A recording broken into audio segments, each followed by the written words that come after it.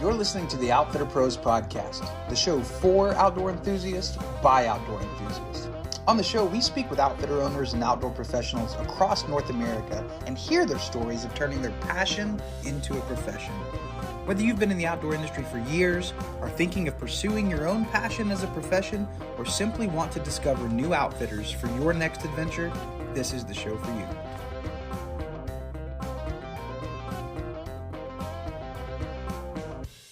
What is up, Outfitter Pros? Paul Wingfield here. I'm super excited for you guys to be tuning in this week and listening to our conversation with Vesna Plakanis. You see, Vesna and her husband Eric started their guide service, A Walk in the Woods, in 1998 with a true desire to just reconnect people back to the natural world. And her true passion really is in helping her guests discover the incredible beauty of all of the small worlds that are found in the Smoky Mountain ecosystem. And not only does she just talk the talk, but she walks it. And she has been involved in conservation efforts, community organizations. She actually testified in DC back in 2016 in front of the EPA to ensure that we would all continue to enjoy the cleanest air quality. And then in 2017, she was named one of the top 9 badass babes. And now she's currently a proud executive board member of Discover Life in America. Some of her other passions when she's not doing all of this cool stuff include completing all of the trails in the Great Smoky Mountain National Park, visiting all of the national parks in the country, playing with her dogs, cooking French foods, painting. She's even turning her yard into a native habitat and helping create wildlife corridors in this region by buying land and saving it from development. She's truly a hero. I'm excited for you to hear her story. So without further ado, let's get into our conversation with Vesna. Well, Vesna, welcome to the Outfitter Pros podcast. I am really excited to have you here today and excited to share your story today. How are you? I'm great, Paul. Thank you. How are you doing? I'm doing well. It's as we talked about even before we got onto the episode, it's been kind of a crazy morning. I've had meetings get rescheduled and go long, and it's one of those things, right? But I'm here. I'm present. I've had 2 cups of coffee, so Me too. I'm caffeinated and ready to go. So I'm really excited to talk with you. One, because you're kind of my neighbor. You're like an hour and a half down the road from where I live in the Great Smoky Mountains. So I'm excited to hear your story of, just how you've grown your business and even how, and we'll get into that. Yeah, it just where you came from to start your business too is pretty interesting. So I'm excited to hear for our audience to hear about this journey as well. So before I even get into the nuts and bolts of starting your business and running your business and challenges that you faced, I always like to kind of hear, where did this passion even start? So for our listeners, a walk in the woods is it's a hiking, backpacking kind of outdoor experience, guided outdoor experience for your guests and your clients. But where did this passion start for you? Well, it really started when I was a kid because I grew up all over the world, but Minnesota was kind of our home base. And so there were a lot of woods behind my yard. And because I was always traveling, I didn't have a lot of friends. So my brother, my dogs, and I would spend hours tramping through our woods and, pretending that we were runaways and built forts and we were going to live off the land and all of that. So I was just always very connected to the natural world when I was a kid. And then, I went to college and couldn't really quite figure out how I was going to make that a career. Ended up in advertising, radio, and television. Completely off track.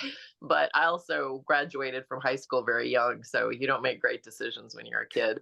But That's true. I loved it, and it was a fun experience. But when I was in college, my parents actually moved to Knoxville, and so the first time I came to visit them, I was driving through Kentucky, and it was fall. And the mountains just opened up with all of their glorious, amazing colors. And I was like, oh my God, it just felt like home. Mm. And for a person who had traveled so much and, went to so many different schools and moved so many times, I think I'd moved 25 times by the time I was in my late 20s, to find a place that felt viscerally like home was magical.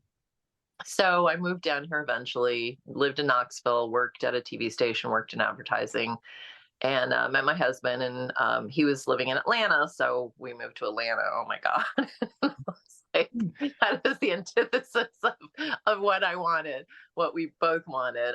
So we spent every weekend, hiking, backpacking. We had a small child, and we just hung out and really immersed ourselves in the North Georgia mountains.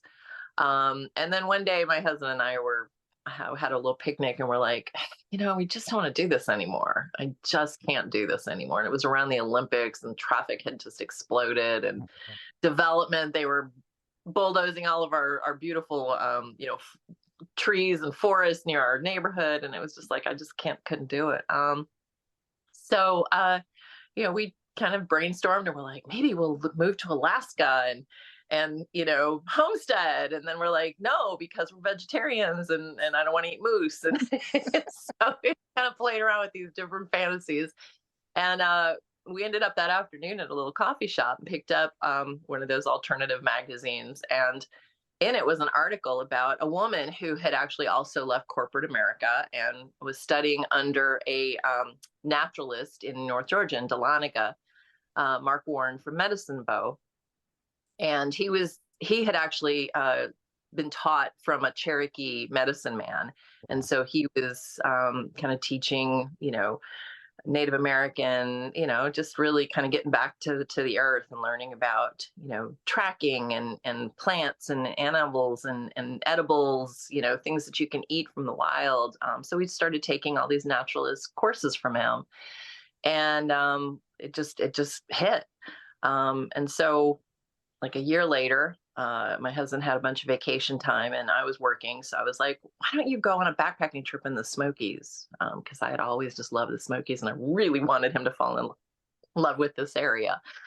So I planned a 10-day trip for him, where he started in Cades Cove and ended up in Smokemont. And when our daughter and I picked him up on the other side, he came out and he's like, I know what we're going to do. We are going to start a guide service. And I'm like, okay. So we did. Wow. Yeah. Wow.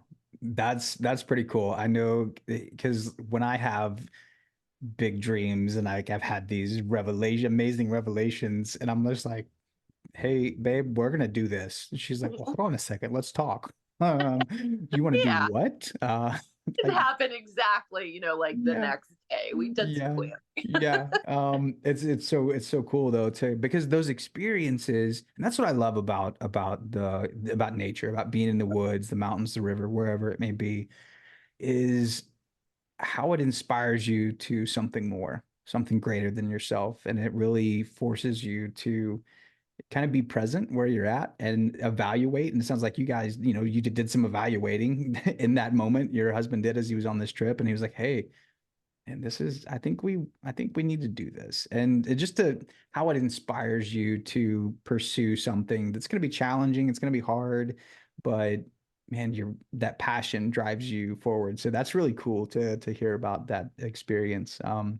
I've not done a tremendous amount of backpacking in the Smokies. I'm in the upper reaches of Northeast Tennessee here, so I've spent a lot of time up in Roan Mountain on the Appalachian Trail up there and stuff. That's where I go backpacking. But that's really really cool. So after this 10-day backpacking trip, your husband says, "Okay, we're starting a guide service." Like, what were some of before you kind of launched into starting your guide service? Like, how did you prepare for that? Like, what were some of the conversations that you were having as you were trying to put together a business plan and things of that nature? Um, well, the first two things that we did were, come up with a name and a concept. And what we wanted was to make it an accessible experience for Mm, everybody. There's a lot of adventure programs out there that are awesome. But we realize the Smokies are the most visited park in the country. At that time, it was 9 million visitors. Now it's 12 million. Wow. Yeah, so it's definitely grown in popularity, but we just we felt that that was the need, and that was one of the things that, like, when he was doing his through hike of the park, his vision quest, he'd come to like Newfound Gap, and people would be like, "What makes this place so special?" And they were just people getting out of their cars to go to the bathroom, and so we realized that that was where the need was, to make it Hmm. accessible not only for adventure seekers, but really for people who just were looking to connect back to the natural world. And so that was what we really focused on, and that's why we called ourselves a walk in the woods. I mean, if you're only going to go a mile, that's okay. But you're going to get that hands-on exploration. You're going to really immerse yourself, in nature.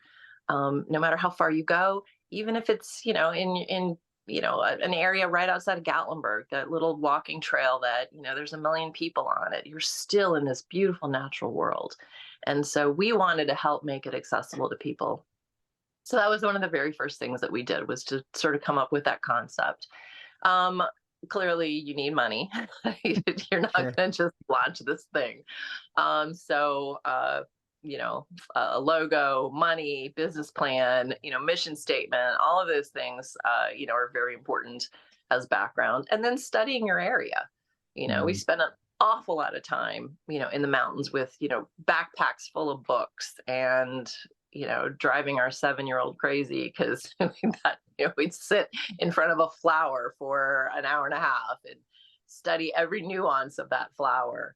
But just really understanding the region. What is it that makes this area so incredible? And my Mm. husband had, one of the things that really lit him up when he did that through hike was he had never seen an old growth forest before. Well, the park contains 90% of the old growth Wow. forest in the east. Completely different experience than being in a second, or third growth forest that we have in so much of our eastern coast. Um, and so, really be able to understand these ecosystems. So we spent an awful lot of time with that. And then we planned it so that we'd have enough money to last us a year. If we didn't make a dime, we were going to save all that money. So it took us a while to get to that point. And then, there's the nuts and bolts of it. What were the what kind of insurance did we need? What kind of permits did we need? Connecting with the local, community, joining a chamber of commerce. We'd walk up and down the streets with brochures and our T-shirts, and it was just, there was an awful lot of behind the scenes, kind of getting ready. But I think a lot of people, when they launch into something like that, they're like, "Oh, this is going to be great." Market research is just so clear; it's so important. Yeah. You really have to understand, everything that goes into that. And so we really spend an awful lot of time, and we're lucky. I had that marketing background. Mhm. He was a controller for a post-production house, so he's the bean counter of the family. So I'm the dreamer. He's the one that brings me back down to earth. uh, Wow. so that, Wow.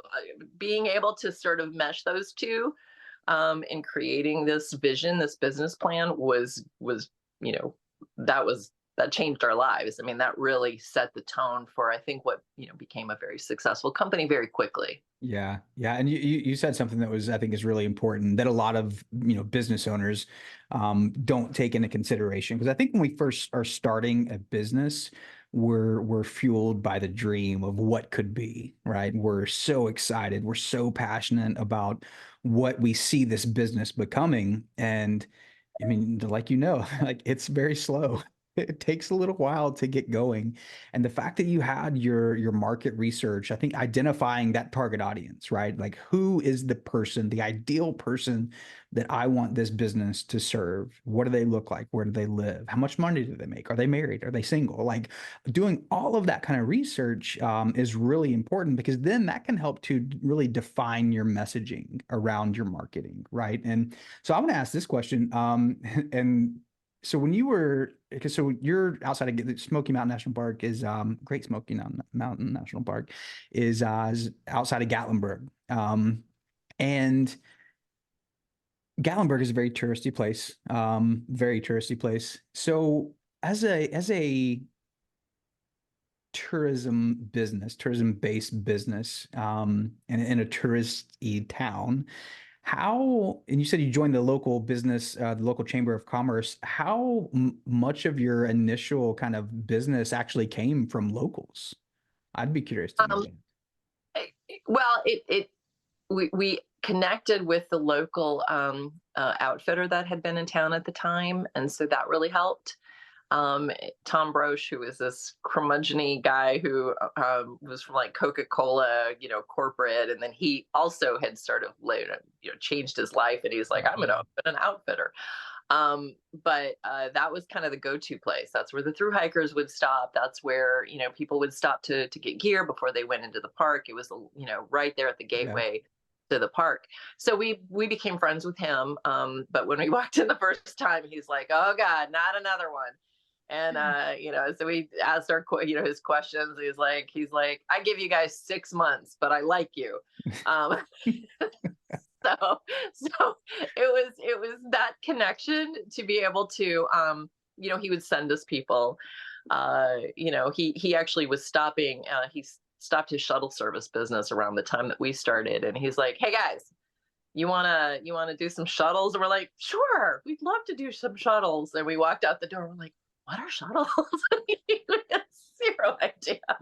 Wow. um, but so that was the launching off point. So that is my one of my biggest pieces of advice is like connect with these people. Mhm. These people have been here a long time. Get to know them. We did belong to the chamber, and so we were, we had our website that we Yeah. built. The chamber sent us, business. We went to all these chamber events, so we got to know, the hotels and things like that. And Gatlinburg is a pretty small town. It's the Yeah. town of only 4,000, so you get to know each other that way. So that really was critical. Um, getting to be friends with people in the national park. Not that they can send you business, but at least they know your face. They Yeah. know you're there. Um, and just advertising, being at the right place at the right time, putting brochures everywhere. I mean, it was a lot of kind of pounding that pavement, that first year. But we did, we got a lot of these people who maybe had not considered going into the park, and they Mhm. were like, "Oh wow, I didn't." A lot of people are like, "There's a national park here," but also like they drive through and they don't really know what they're doing, right? Right. You've got all these beautiful pull-offs, and but to actually be able to go in there and feel safe, feel like somebody's got your back, feel like somebody understands the ecosystem, and how to cross a creek without falling, how to be bear aware, all those types of things. And so it was just little incremental steps like that. Mhm. We're reaching out to these local businesses that then Yeah. helped us, these tourists. Yeah, I think that that's really important, like what you just said about connecting with other local businesses, right? Even if they might be your competition, right? Yeah. Is how, because I firmly believe, and I've seen this even in my own experience. So back in like 2018, I'm kind of a serial entrepreneur and I just like starting businesses. And this was when like right before axe throwing became like mainstream. And so I started the first axe throwing business in the Tri-Cities. It was the first one in like a 300-mile radius, and had all of these great big plans for making a franchise out of it and doing all of these cool things. But one of the things that I did was I just went around to all of these local businesses, even entertainment venues that could potentially do the same thing that I was doing, to try to form relationships and friendships. Because I really believe that if businesses in the community are going to grow, the only way that they can really do that is if they do it together. And look at Burger Kings and McDonald's is like you prefer, probably, well, you don't, you're a vegetarian, I guess. So you prefer one or the other. Burger King. Well, you're right, right? You prefer one or the other, right? Any kind of products or services that are similar, offer similar services or products, you typically can prefer one over the other, but there's enough room because the market is large enough for that. So I think that was really wise of you to really lean into that. Now tell me this, when did you guys start your business? 1998. This is our start of our 26th year. Wow, 1998. So this is I mean the industry has changed a lot since then. Yeah, social media, all of that marketing. Yeah. So what even then, I mean, because the internet was around, but like Yeah. what were some of the early kind of like internet marketing tactics that you took at that point in your journey? Well, we had a really great website. A friend of ours who, was a little web geek. He knew all about search engines and Mhm. keywords and all that type of thing. He actually helped us build our website. And so that definitely helped. And then, understanding that every time somebody reaches out to you and you can cross promote each other and put each other on each other's websites, that's going to bring you up in search engines. So having 100%. a little bit of that understanding, and that goes back to having a marketing background, having a business background, it's one thing to make a really pretty website, but then what?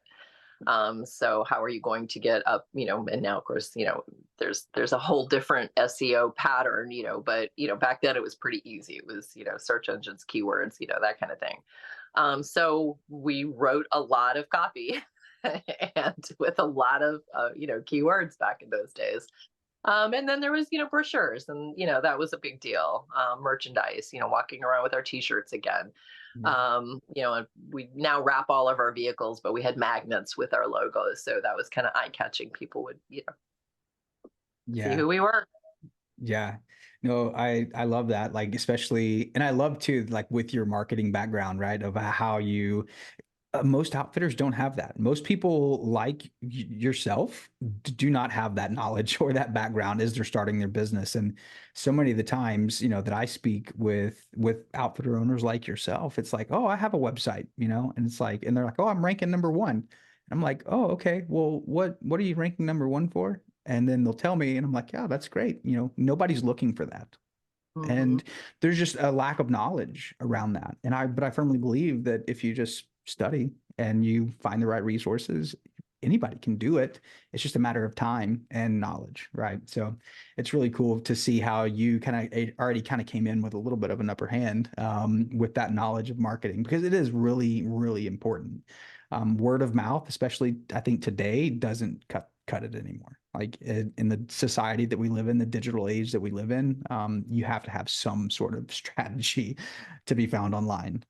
So I think that's really cool how that's even grown for you starting out that way. So as you in that first year in 1998, and even marketing has changed a lot since then. You've talked about how you did that kind of organically, locally, and online. What were some of the biggest challenges that you initially ran into as you were launching your business that you were just like, man, I don't, how do we get past this? What do we do? Um, well, the mindset where you just have to understand you're not going to make any money. Mm. You know, like the first client we got, I think we got $14. And it was both Eric and I together. We took her to Andrews Falls, and that was a great, woo, celebrate. But just really, I mean, like it was one thing to go, yes, we're not going to make any money. But then it was another thing that, the reality is like, we're not going to make any Yeah. money. And so that was a little bit of a kick in the butt, like, okay, we gotta, ramp it up a little bit. Yeah. And and so we did a lot more connecting with we started doing storytelling. We kind of got out of our, comfort zone and did a little bit more just peripheral stuff. um but yeah, I think that was the biggest challenge, just psychologically, because you do get excited and you're like, yes, I've got this perfect business, everybody's gonna flock to me, and they don't. A long time. Yeah. Yeah, that's encouraging. Again, like I think we all start with that passion and that idea of what you just said. Everyone, of course, it's a great business idea, and people are going to love me, and Yeah. they will eventually. But like, I lost money my first year of business, and it, I not that I didn't make any money, I lost money. I was in the red, And to be able to push through, one of my mentors told me one time, right when I was starting my axe throwing business, actually, he said, "Are you passionate about axe throwing?" And I'm like, "Well, no, but it's a great business model and it's a Hmm. great business idea." And he says, "Well, if you're not passionate about it, when things get really hard, you're just going to quit." And I did. I quit. I Yeah. grew it. I had employees, and I was just like, "Yeah, this kind of sucks though now. Like I'm ready to. I'm not passionate about it." It actually wasn't tough. Like things were going great, but I just the passion wasn't there for me to keep moving forward. I wanted to start something new, and the fact that that passion, when you have a passion for your business, which is what this whole show is about, turning your passion into a profession, that passion can push you through those really, really difficult and trying times and really be your driving force moving forward. And so that actually kind of even moves us into this next question is, what is your why behind running your business? Because that why is what kept you pushing forward in that first, year or two to being in your 26th year now doing Yeah. this. Yeah. Well, definitely our mission, which is, connecting people to the natural world, and direct positive experiences. Mm. That's the drive, right? Just having that, understanding that people are tired and they want that connection. And of course, now even after the pandemic, it's even more. But having that seeing people get into the woods Mhm. and taking their feet off and or their shoes off and getting their feet in a pile of moss, or walking in a stream, a cold stream, or smelling a twig and having it be familiar. A birch twig smells like mint, and so understanding the stories behind these things. So seeing that spark in people, and those aha moments where it's like, oh, this is familiar, this feels great, you're just, all the stress is melting off of you. That's our why. Falling in love with the Smokies and then going back and applying it to the natural world. People, taking, getting rid of the non-native plants and planting, native plants. Understanding that we are not a part of nature, but we are, nature. Just that continues to be my passion. That continues to be our why, and that's who we hire. Guides who have that kind of excitement and passion. And it's easy. I think a lot of guide services will take somebody from a point A to point B, Yeah.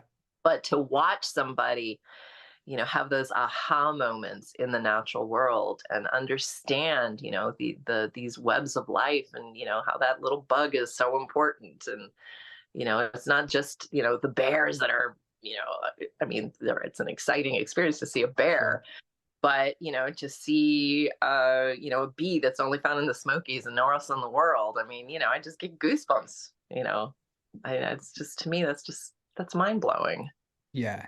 That's really cool. And I think too, because the Great Smoky Mountain National Park, isn't it home to like a really diverse population of was it salamanders Now, or we're the most biodiverse place in the world. yeah. And right now we're at 31 species of salamanders. They just discovered another one. We're pretty sure we're going to be at 32 pretty soon. And the next most biodiverse salamander, habitat is in Mexico, and I think they've got 25 species. That is crazy. So yeah.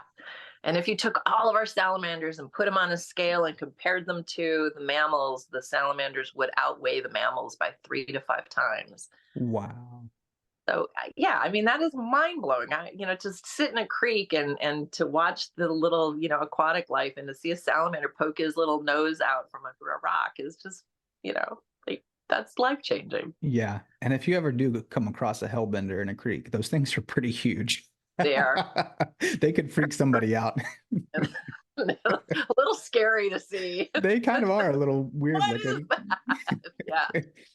Oh, wow. So as you, and I imagine, even after hearing your mission statement and, I imagine the experience that you had there from kind of that naturalist in Dahlonega, how much of that has really shaped your vision for your business, and how you're caring for guests and walking in the woods with them is not just walking in the woods. You're really you're really doing your best, I think, to educate them, right, on all of the things around them, the natural world. So, I mean, what does that look like? If somebody were to come on a trip with you, like what can they expect to experience on their walk in the woods with you? Um, we use the Joseph Cornell Sharing Nature with Children model, where you grab their attention right away. And so, that's what you want to do. Like, one of my favorite things on some of my walks is to have 7 or 8 people form a circle and talk about how that was the average size tree in the East, 150 years ago. So something like that, where it's just like that wow moment immediately gets people.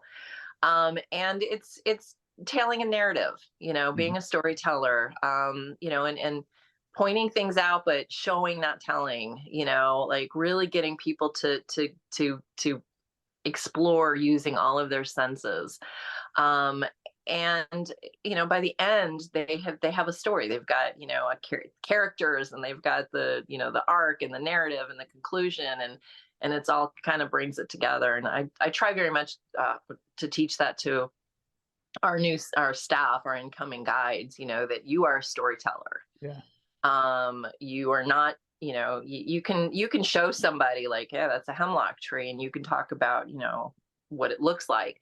But to talk about what the Cherokee used it for, and what the settlers used it for, and how Mm. important a hemlock tree was to our ecosystems, things like that, that's a whole different level of connecting with that natural world. Yeah, So that's really good. Yeah, I think too, what you I'll butcher how you said it really beautifully and eloquently, and I'll butcher it if I tried to say it again. But basically, how you're trying to lead people in this experience to discover for themselves, without you're right, without giving them the answer around here, but helping them to this point of self-discovery. And I think that's such a beautiful thing. The one, whether it's in nature, or whether it's in our emotional state, just self-discovery, self-awareness is, I think, is really key. And the fact that you get to facilitate that for people outdoors in these really amazing places is, man, what a cool perk to your job, right? sure. Um, so as you've been doing this, and this is probably going to be a really hard question for you to answer because you probably have tons and tons of experiences, but what has been one of the most memorable experiences that you've had while running your business? And this could be while you've been like on the trail with somebody, it could be off trail, but like what's one of the most memorable things that kind of sticks out to you in this 26-year journey that you've had? I mean, there have been many. You're right. I think one that really changed my life almost. I mean, I guess what it did was it reinforced the why of what I was doing. I had a group of upward bound kids that we took, and upward bound kids are really, inner city children. A lot of these kids, they just live in concrete. They Yeah. live in really abysmal situations. And they'd never been in the woods before. They'd barely seen trees. I mean, it was just like, oof. And I took them on a hike on the Appalachian Trail, and they were middle school kids to, I guess maybe young high school kids. And it was raining, and it was just miserable. It's just one of those Smoky Mountain days, and I just wasn't connecting with these kids at all. I mean, they wanted to go back to the bus, and they were just done. Um, so we get up to we're heading towards Charlie's Bunyan, and we get to this area where there's just nothing but just mud and red clay, and it was just icky, and we were stepping through it. And so I sat down, and I grabbed a ball of red clay, and I started making a bowl. And these kids all just stopped, and they were like, "What? This lady is crazy. What is she doing?" And so I just started talking about, the importance of, pottery, and and what, using these natural resources were, and how people lived, off the land, and they would take things that they would see, and they would, use it and make functional things, and all while I was making this bowl. Next thing I know, all these kids sit down in the mud in the pouring rain, and they all start making their own bowls out of this clay. I mean, it was so beautiful to watch. And they didn't want to go back. They were having the best time. And finally, at the end of the trip, they're covered in mud, and they're just, and they were so happy. They were just so happy. It was just like this thing, shifted. And I'm getting all teary because, it's just such an emotional, moving experience to see that. And that's why I do it. That's why we do it. Wow. Wow. No, it's pretty clear to see your passion and to hear your passion for those that are just listening. What a cool experience. And I think what you did in that moment for a lot of those kids too is, they're used to a difficult home life, right? So the fact that they have a difficult time on trail right now, and this is supposed to be this in their minds was like, oh man, this is going to be an amazing, great experience. And then it was terrible, like in the rain, the conditions. But the fact that you were able to sit down in the midst of what everyone else would say, this is a miserable, awful condition, and to make something positive and to make something and to create something beautiful, literally and figuratively out of that. What a cool kind of rock, right? That these kids got to have this experience that they now get to connect. So when things do back in the city, back in normal life, and this can go for everyone, right? Back in normal life, when they've went through a challenging experience but found joy in the middle of something hard, that can carry over into our everyday lives in the city when we're not in the woods, in the mountains. So what a cool thing that you got to facilitate for these young people, that they're Yeah. going to remember for the rest of their lives. That's beautiful. Well, obviously I do. Yeah. Yeah, I mean, and that, that's really like when we interview new guides, we're like, how do you embrace the suck? Yeah. What do you do to turn that around? Because that's your job as a facilitator, right? You are supposed to help somebody, see the positive in, just the most miserable, awful conditions, when you're on a trail, right? Yeah. Yeah, and that's going to happen. It is inevitable, right? Yeah, but you're right. It's a life lesson. Yeah, yeah, that's really good. So and I want to ask this question. So like they're in, I guess in and around the park there. I mean, how many other kind of services are there that are like yours? I mean, how many other guides are doing, day trips and stuff like that? Are there several? There's a couple that are local. We're friends with one of them out of Sevierville, I think, Pigeon Forge. And then there's other like large groups that come in, uh, to bring people backpacking, but they may do things all over the place. Sure. And then we're also the guide service for REI Adventure Travel. So we do REI programs. So Yeah. we represent, REI instead of a walk in the woods for those. Yeah, that's really good. And the reason I asked that question is like, what, because this leads into another question, but like, what makes your business different from others like you that are doing similar things? I mean, I think a lot of it is just, that passion for teaching. Mm, Um, we are just very education focused. And we're also passionate about leave no trace. Not all other companies might do that.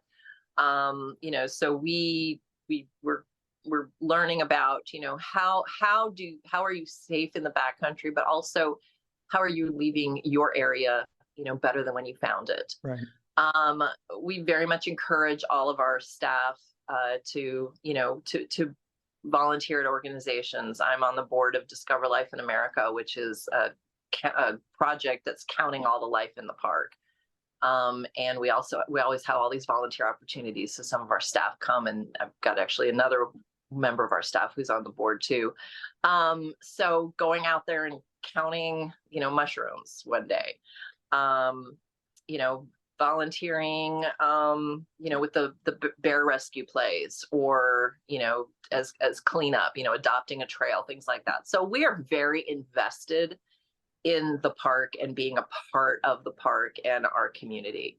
Wow. So very much giving back to the community. So I think that's one of the things that makes us unique. I'm not sure what other guide services do, but I know that we're very, very, invested in bringing all of the education that we bring to other people, to our community too. Yeah, I love that. I love that. And I think that's again, that's one of those, differentiators, right? That makes people drawn to you versus your competitors that are doing something different. Not that they're doing anything wrong or bad, but this is what sets you apart. And I always just love hearing that about people and their businesses. So as you think about, and I think again, I already know the answer to this question, but and you've talked a lot about this, but I think it's a little bit different than the why behind running your business, but what's the favorite thing about running your business? Well, having been around for 26 years, we have a lot of repeat customers, guests who come back. And, a lot of them were like little kids when we, I mean, Yeah. I Yeah. would take, families out backpacking with 3 and 4 year olds when I first started. And now they're coming back, and, they're bringing their families, their spouses, their friends, they're sometimes applying to work for us. So that's really exciting. Seeing get people that we have shuttled, for example, since 1998, and hearing their stories and what they're doing in Mm. their lives. So there is that kind of familial, connection with people. People who've just been with us forever, and watching the trajectory of their lives. Yeah. I love that. And that's what makes the kind of the guiding profession just so special, I think, is the community behind it, right? The relationships that are formed with people, because they could be this really lasting, long-term relationship, and you get to see people grow and change, and that's really, really exciting, to see those things in each other even. So a couple more questions here, and I could talk to you for hours. I don't know how many people would listen for hours. There'd probably be several, but um, as you think about kind of your journey, and I think about my audience, who's listening to this right now, there's I think three different types of people. One, the person that's in the same boat as you. They've been running their business, their outfitter business for years. They're learning from you. They're reminiscing on their own experiences and their own trials and their own, successes in their journey. There's people who are just looking for somebody to take their next adventure with, whether it be, hiking, fishing, rafting, whatever it is. They're just listening to this show to find and connect with a person who offers those services that they're interested in. But the third person, and this is the kind of the category that I'm the most excited about, is someone who's listening right now that has this passion, whether it be hiking, climbing mountains, climbing rocks, fishing, guiding rafts down the river, whatever it is. But they want to turn this into a profession. They want to make this something that they do for the rest of their lives, but they've just not done it yet. What would you say to encourage that person to kind of take that next step to pursuing turning their passion into their profession? I would say, first of all, don't give up, go for it. That's what we're here on earth for, right? So if it's something that you're really, really passionate about, figure it out, pursue that. But then I'd also say be realistic about it. Understand that it's going to take a long time to get up and running. There's going to be a lot of background stuff you have to go through. You have to, really understand the nuts and bolts. But then, have fun. Go out there, study, learn the area, take your friends out there. And that's one of the things that Eric and I did our first year before we even moved up here when we knew we wanted to do this. We took our friends on guided trips, and, we practiced on them, and, kind of ironed out the kinks, and, figured out, the mileage, the clothes you wear, the gear that you bring, all that kind of stuff. Um, And then I would highly recommend, if you don't have customer service experience, to spend like 6 month waiting tables or working in retail, something like that, because that's what your job is. You're a performer, so you need to be able to talk to people. You need to be able to read people, Mm. but you also need to be able to care for people. And there's going to be crabby people out there. There's going to be people who, this is, didn't expect this to be so rocky, or I don't want to hike. It's raining. Well, it's the woods. It's the outdoors. So you have to be able to understand, all these things that people are coming into. Um, the fact that, learn how to speak to your audience, learn how to read them. If you're going on too long, like I think I'm going on too long right now, and their eyes start to glaze over, uh, it's time to wrap it up. So maybe take a public speaking class, take an acting class, take a storytelling class, Mm. learn how to weave these narratives in a way that is connectable to people. Um, and then do all the nuts and bolts thing, get your wilderness first responder. Highly recommend you do that. Wilderness first aid is helpful too, but wilderness first responder, first of all, it's an exhausting course, and so it's great for you and your mettle. But then you kind of understand all the millions of ways there are for people to get injured and die. It's true.